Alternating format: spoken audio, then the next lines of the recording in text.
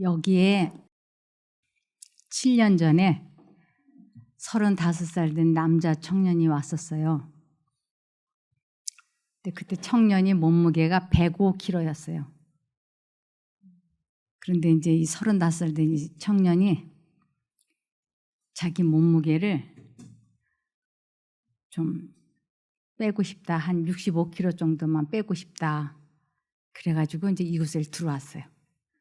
그런데 사람이 이렇게 목표가 있으니까, 그리고 노력한 것만큼 몸무게가 푹푹 줄어가니까 이 청년이 아주 보람을 느꼈어요.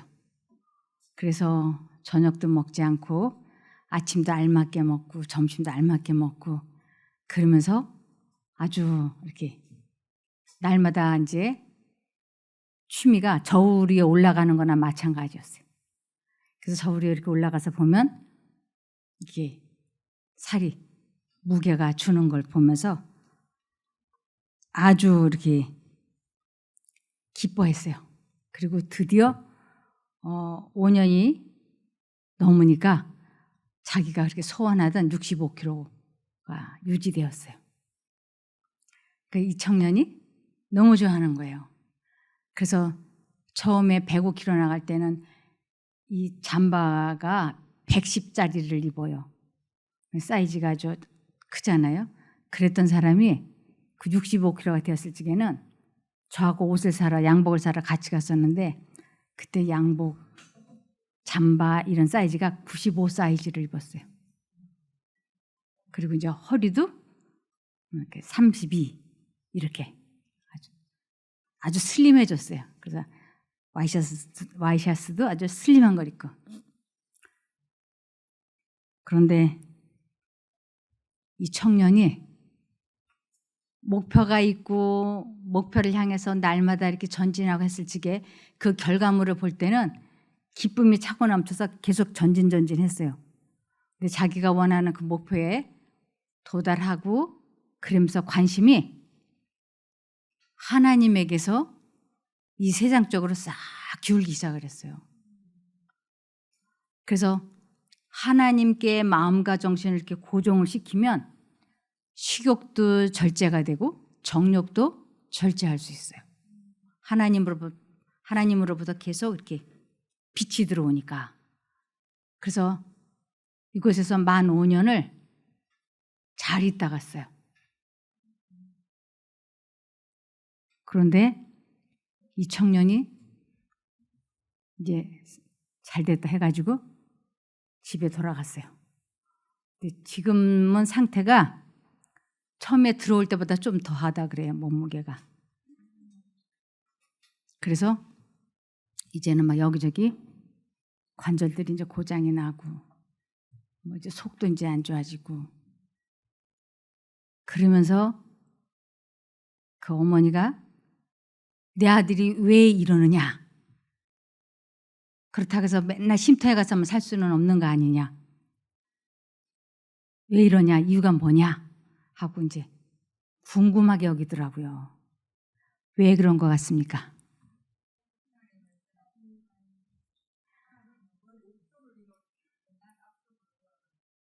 예, 하나님과 아주 밀접한 관계를 유지하는 데 실패를 하면 과거의 생활로 돌아가는 것은 순식간이에요.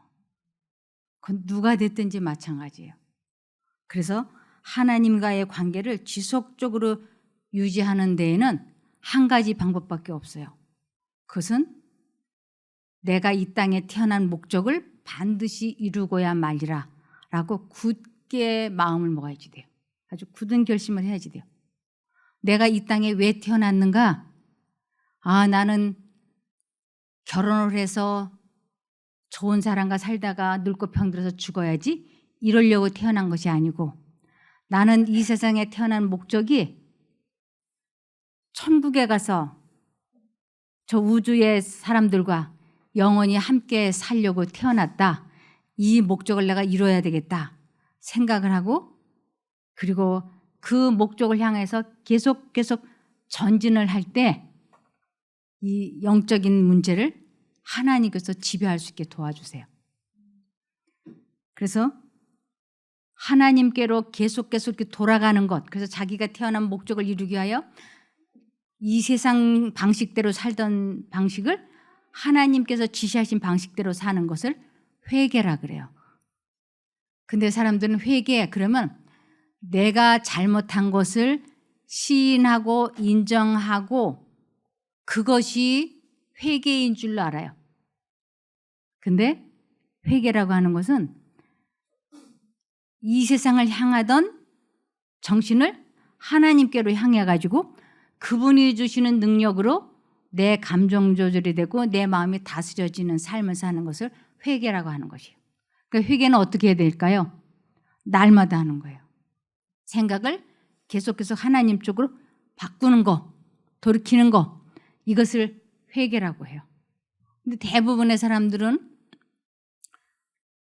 12월 31일 방석 하나 깔아놓고는 그 방석 위에 올라앉아가지고 1년 동안 내가 뭘 잘못했는지를 일일이 다 기억나는 거 말하면서 눈물을 줄줄 흘리고 그러죠.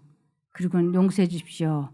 이것이 회개인 줄 아는데 그것은 내가 잘못했다는 것을 인정하고 시인하는 것에 지나지 않아요. 회개란 하나님께로 돌아오는 것을 회개라 그래요. 그래서 하나님께서는 우리 모두를 위하여 용서를 준비해 놓으셨어요. 누구든지 용서해 주시려고. 그런데 내가 똑같은 죄를 반복하고 있다고 하는 것은 그 하나님의 용서를 내가 받지 않고 있는 거예요. 받아야 되는데 받지 않고 있는 거예요. 그 받지 않는 이유는 죄가 좋아서, 죄를 사랑하기 때문에. 그래서 하나님께서 주시는 용서를 거절하고 있기 때문에 용서를 받지 못하게 되는 것입니다. 마치 우리가 남편이 바람을 폈어요. 외도를 했어요. 그런데 이제 얼마 후에 자기 본부인에게로 돌아오려고 할 때 본부인들이 그러죠.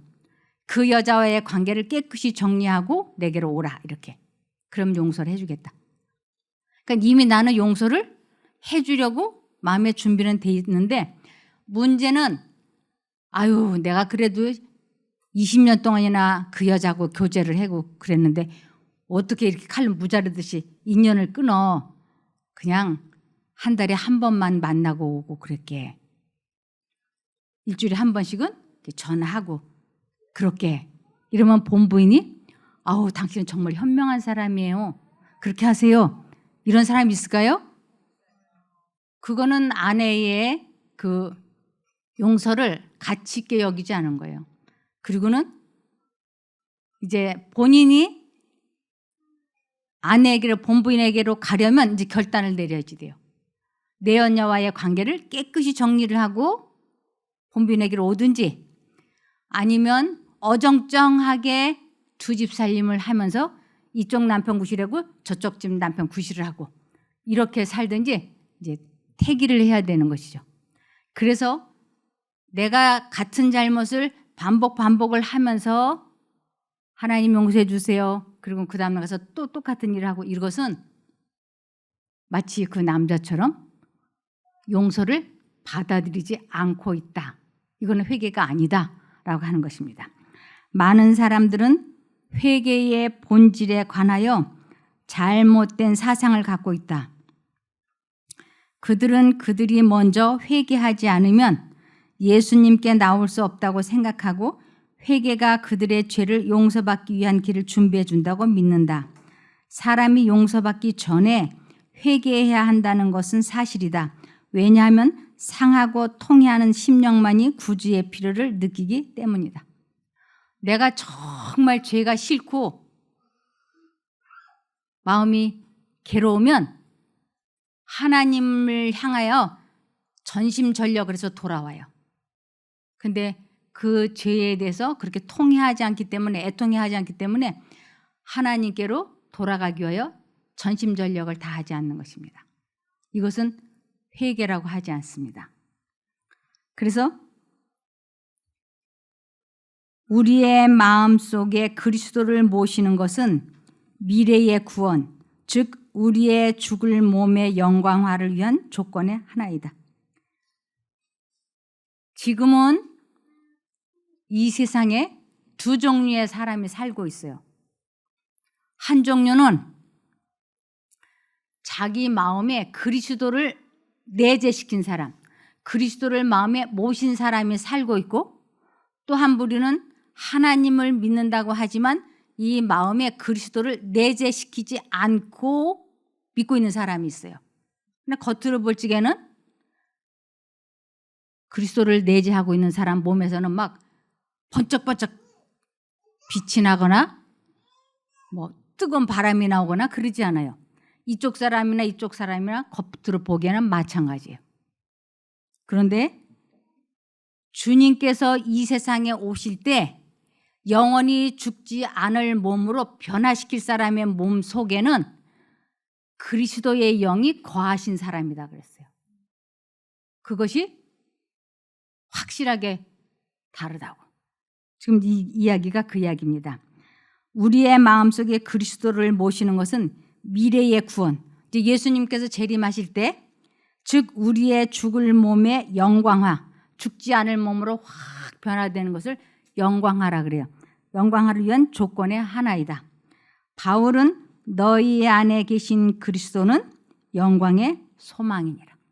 그래서 마음속에 지금 현재 그리스도를 모신 사람들만이 예수님이 이 세상에 오실 때 그들의 몸을 썩지 않을 몸으로, 죽지 않을 몸으로 영광스럽게 변화시켜 주신다고 하는 것이 지금 이야기예요. 영광의 소망인이라고 말하면서 다른 곳에서 이렇게 설명한다.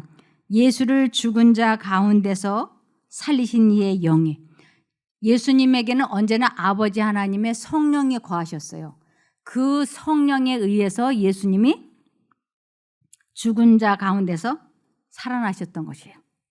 그래서 예수를 죽은 자 가운데서 살리신 이의 성령이 너희 안에 거하시면 그리스도 예수를 죽은 자 가운데서 살리신 이가 아버지 하나님이 너희 안에 거하시는 그의 영으로 말미암아 너희 죽을 몸도 살리시리라. 지금 하나님 믿는다고 다 이렇게 교회를 다니고 열심히 신앙생활을 하고 그래요. 그런데 우리들 마음속에 그리스도를 모신 사람은 예수님이 이 세상에 오셨을 때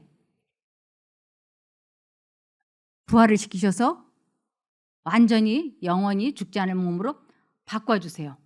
그런데 그리스도를 내재시키지 않고 죽은 사람은 예수님이 오셨을 때 그 변화가 일어나지 않는다고 하는 것입니다.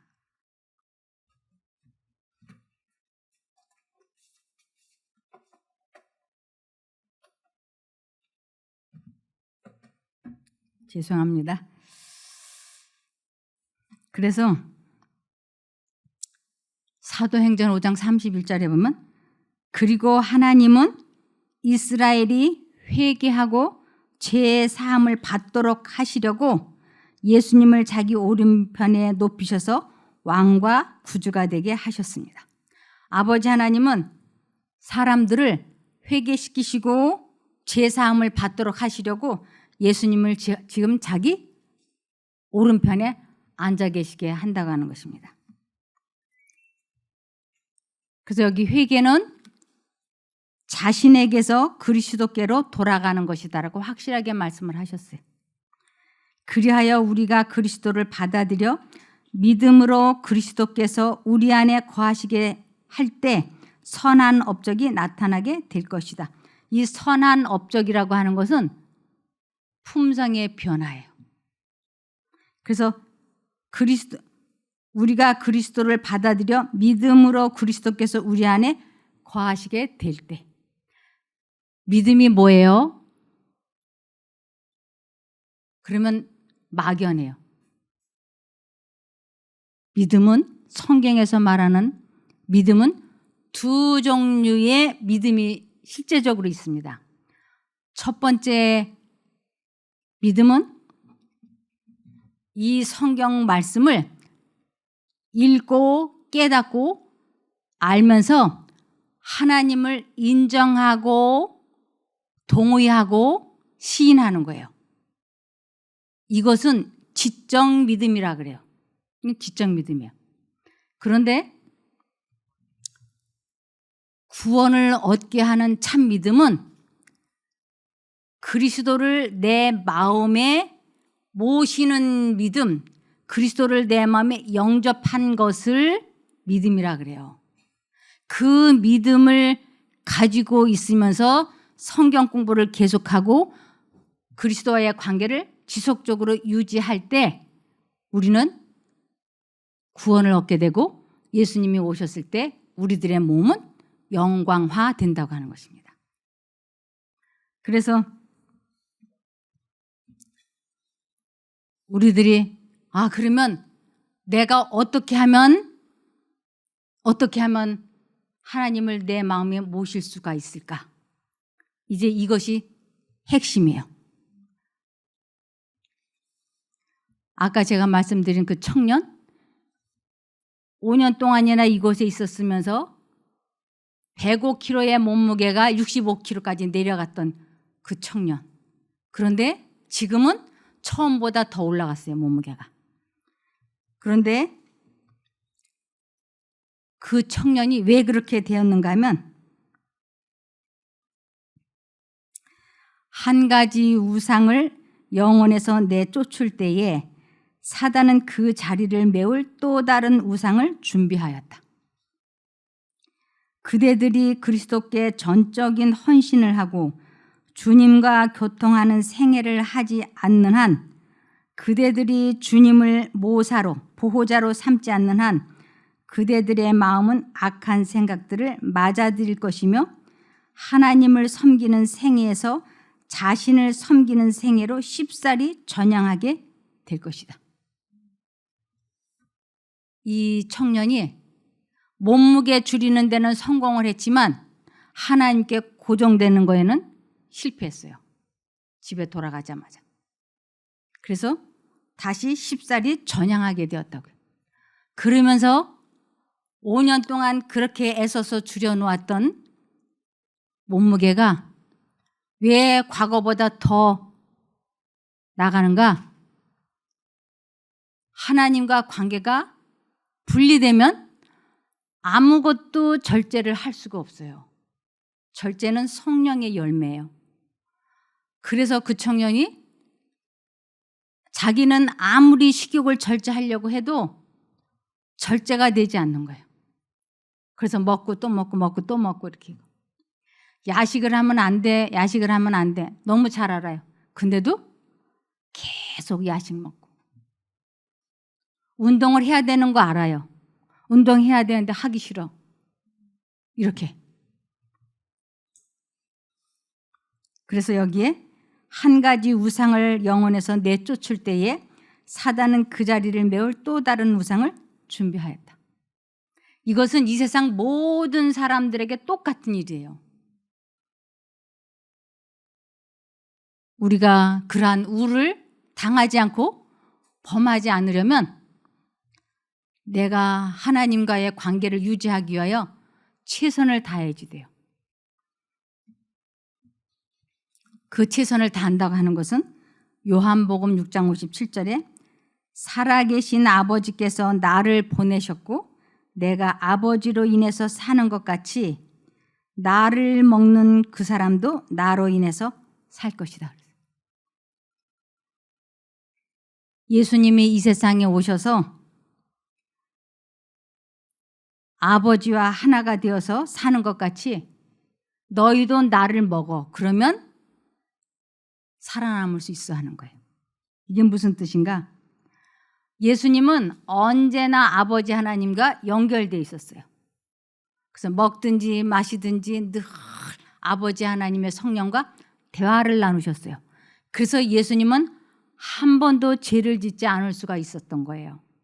그래서 예수님은 죄를 알지도 못하셨던 분이에요. 그런 것처럼 너희도 나를 먹어. 그러면 나처럼 될 수 있어. 근데 예수를 어떻게 먹을 수 있어? 근데 분명히 지금 말씀엔 그러잖아요. 나를 먹는 사람도 내가 그 사람 뱃속에 들어갔기 때문에 나로 인해서 살 거라고.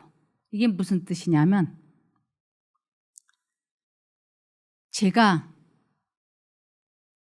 여러분에게 운동하러 갑시다 라고 말을 하면 이 가운데서 어떤 사람은 운동을 하러 가겠다고 손을 들 것이고 어떤 사람은 안 가겠다고 할 거예요.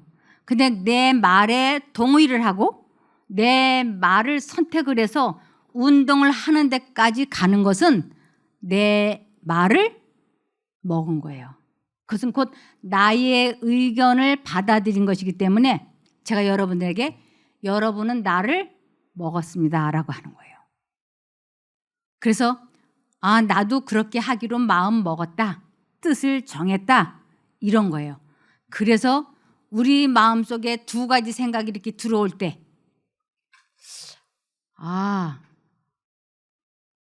영화를 보러 가면 좋겠다 하는 생각이 마음속에 쓱 들어와요.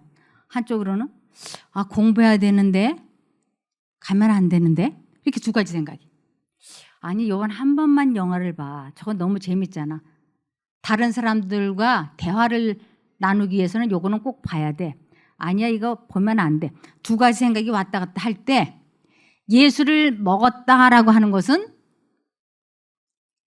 영화를 안 보러 가겠다고 사단이 넣어주는 그 생각을 포기하겠다고 뜻을 정하고 하나님 쪽을 선택하는 것을 자아라고 하는 것은 사단이 넣어주는 생각을 자아라 그래요. 그래서 자아를 포기하겠다고 뜻을 정하는 것을 내가 죽었다라고 얘기를 해요. 그리고 내가 하나님을 선택하는 것은 하나님을 내가 먹었다라고.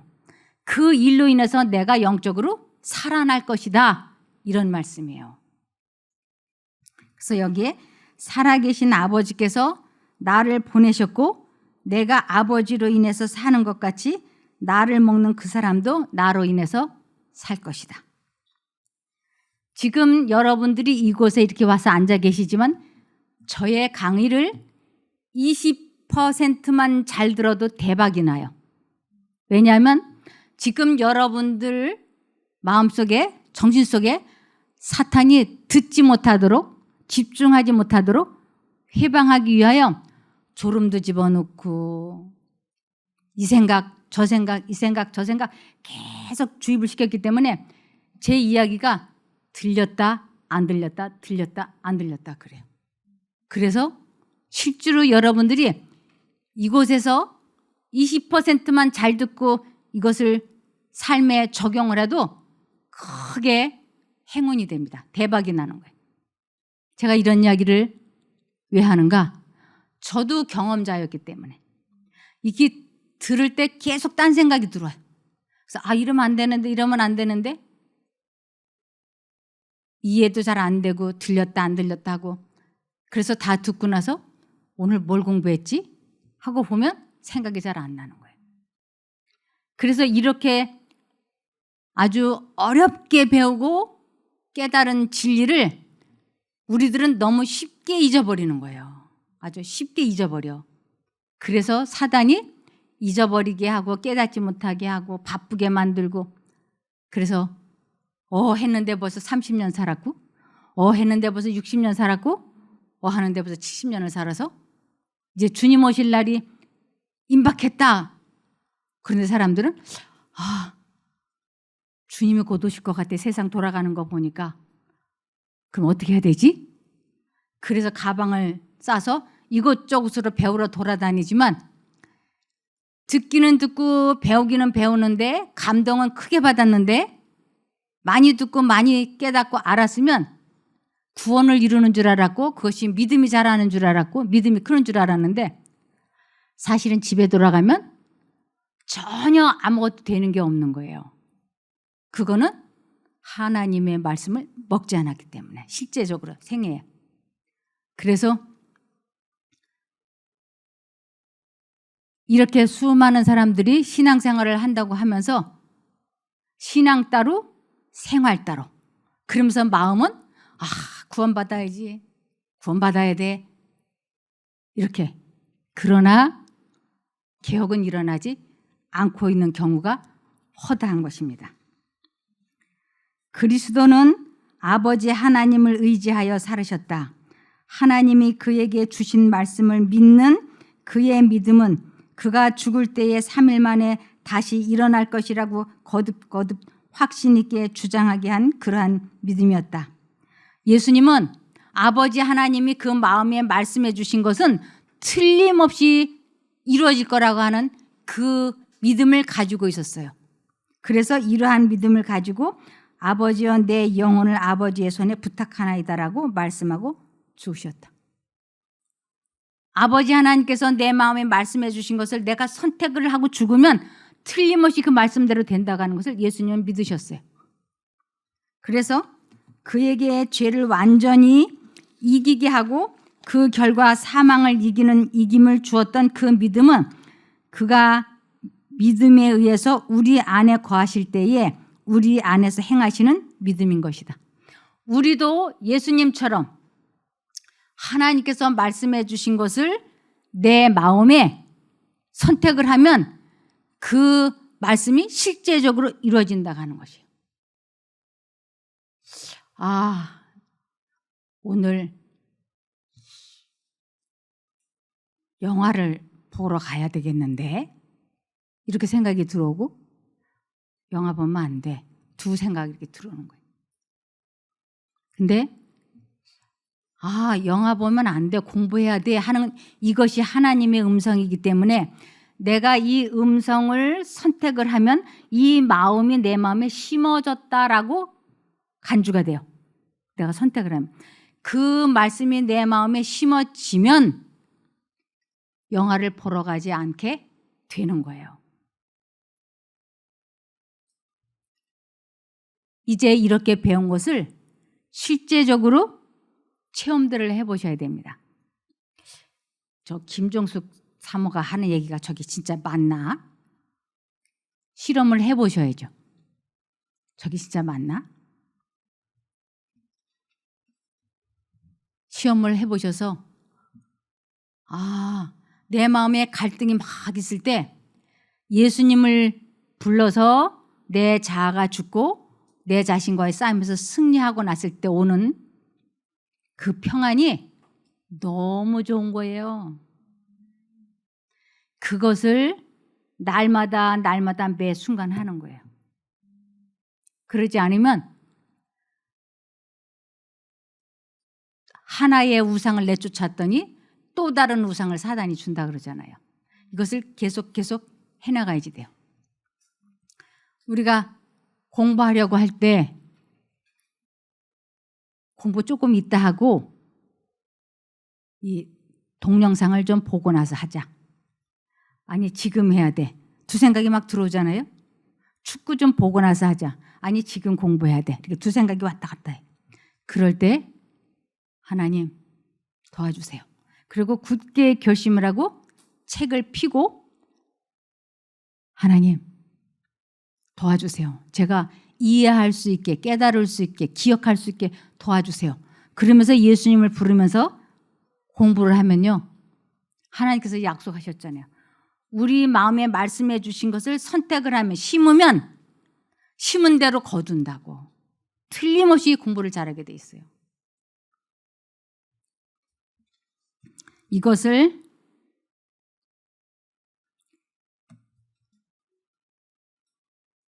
빌립보서 1장 6절에 너희 속에 착한 일을 시작하신 이가 그리스도 예수의 날까지 이루실 줄을 우리가 확신하노라.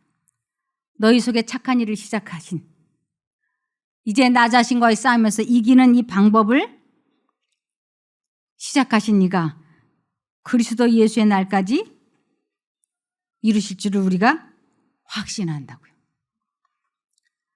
그래서 품성은 생애의 위대한 수학이다 그랬어요.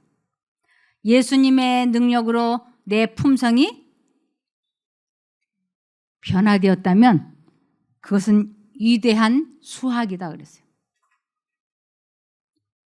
진정한 경건, 죄와 싸워서 이기는 경험은 죄악과의 모든 타협이 끝난 후에 시작된다 그랬어요.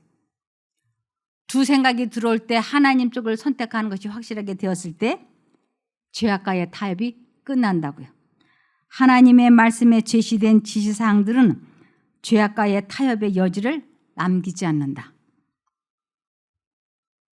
하나님의 아들은 만인을 당신께 이끄시기 위하여 나타나신 바 되셨다. 하나님은 이 세상 사람 한 사람도 빼지 않고 모든 사람들에게 다 내게로 오라고 계속 이끄시고 계세요. 그래서 우리 마음에는 언제나 두 가지 생각이 들어오는 거예요. 갈까 말까, 말할까 하지 말까, 살까 말까. 왜 그런가? 두 신이 계속 생각을 넣어주면서 서로 나를 선택해, 나를 선택해. 너는 나의 종이야. 나를 선택해. 이렇게 하기 때문에 그래요. 근데 이 방법을 모르면 그냥 아무 생각 없이 내 맘대로, 내 원대로, 내가 좋아하는 대로, 나의 성향대로 그냥 사단의 지시대로 따라가고 마는 것이죠.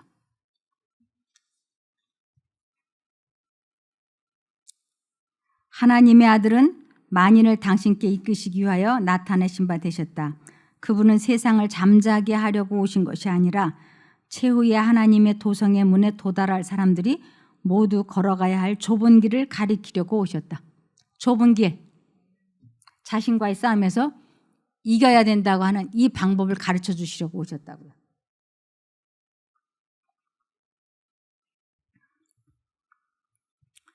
에스겔 33장 11절에 보면 그러나 나 주 여호와가 너희에게 말한다. 나 여호와가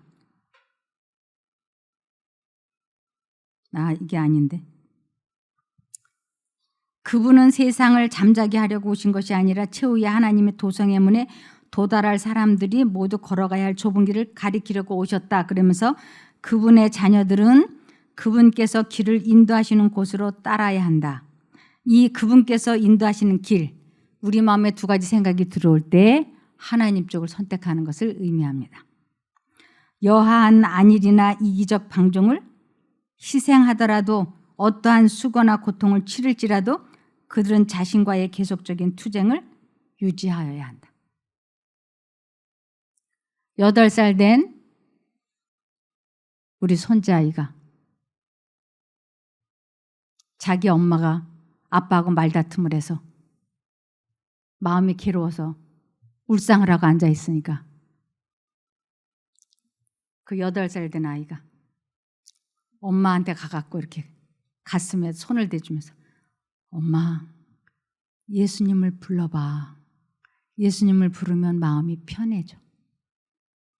자기가 체험한 것을 엄마에게 전해주는 거예요. 엄마, 예수님을 불러봐. 그러면 마음이 편해져. 그 말을 듣고 우리 며느리가 정신이 번쩍 난 거예요. 예수님을 잊어버리고 남편과의 말다툼한 그것을 골똘히 생각하고 있느라고 자기 마음이 지옥이었는데 이 작은 아들이 와가지고 그렇게 말해서 맞아, 내가 지금 예수님을 잊어버렸구나. 그리고 예수님을 부르니까 마음이 환해졌다고. 이런 방법이 하나님과의 관계를 지속적으로 유지해 나가는 거예요.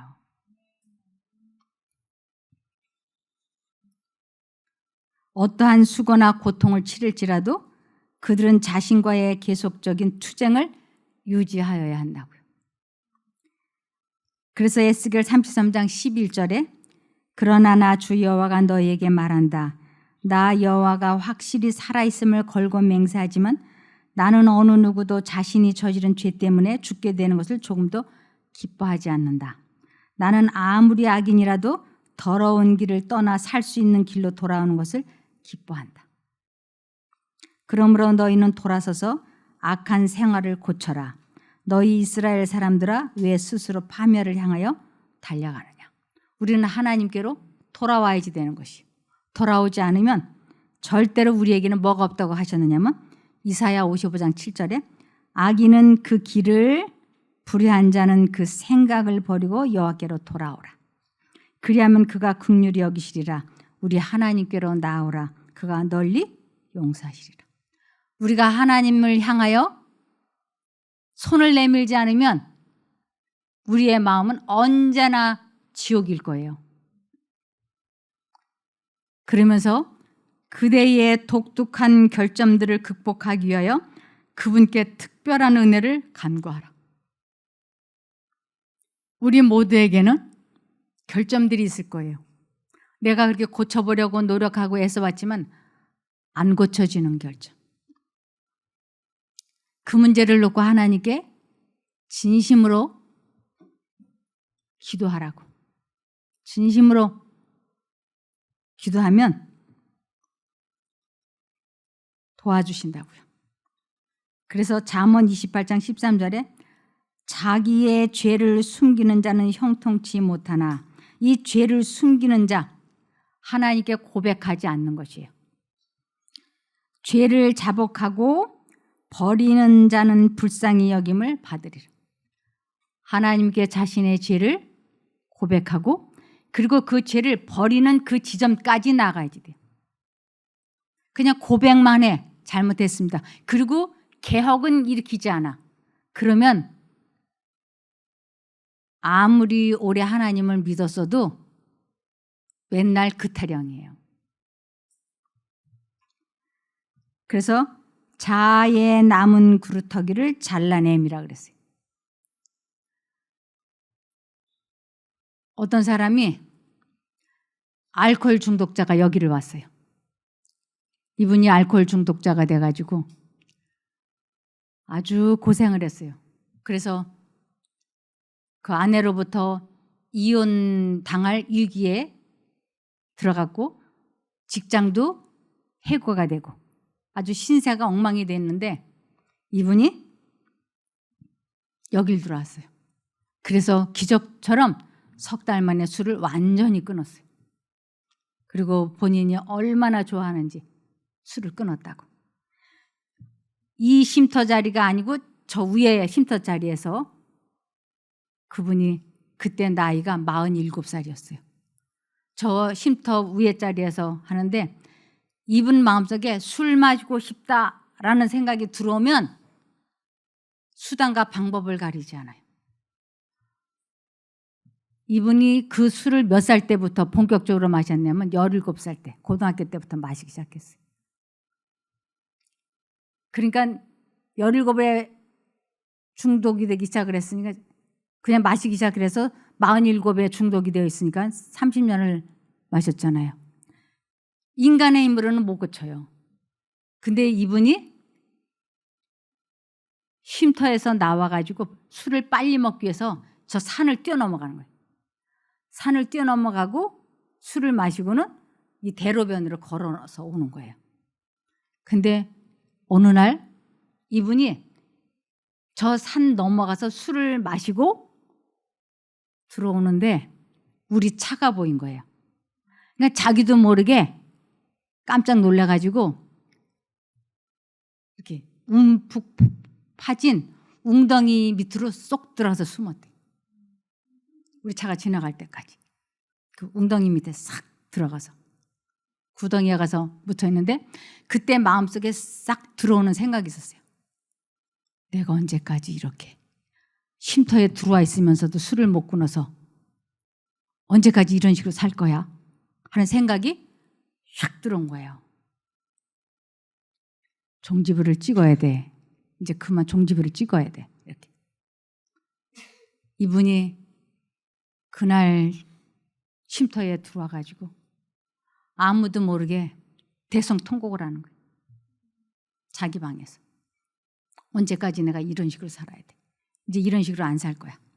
이분이 뜻을 정하고 얼마나 이 독특한 결점을 위하여 특별한 은혜를 간구했는지 이분이 화요일 날 감사 찬양 예배에 손을 들고 이 앞에 나온 거예요.